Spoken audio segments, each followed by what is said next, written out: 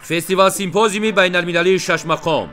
шашмақом мусиқии пурғановат ва мероси пурбаҳои мардуми тоҷик аст ки ҳамасола 12 май дар саросари кишвари азизамон тоҷикистон таҷлили гиромидошти он қайд мегардад.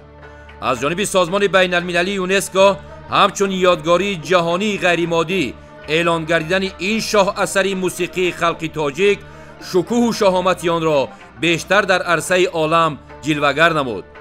ба ин муносибат ва бо мақсади ташвиқу тарғиби ин осори безавол аз 10 то 14 майи соли 2024 дар шаҳри душанбе фестивал симпозиуми байналмилалии шашмақом бо иштироки ҳайатҳои ҳунарӣ ва олимони санъатшиноси кишварҳои озарбойҷон, қазоқистон, туркманистон, узбекистон ва эрон баргузор мегардад.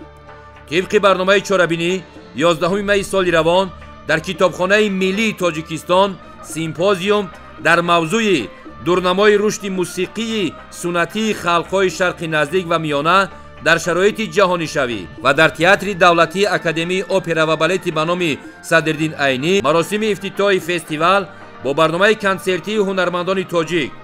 рӯзи 12 май гала-консерт бо иштироки ҳайатҳои ҳунарии кишварҳои иштирокчӣ доир мегардад. ҳамчунин дар ҷараёни фестивал симпозиум ташкили дарсҳои маҳорат бо услуби устод шогирд дар консерваторияи миллии тоҷикистон ба номи Талаххуҷа Сатторов ва донишкадаи давлатии фарҳанг ва санъати тоҷикистон ба номи Мирзо Турсунзода дар назар аст.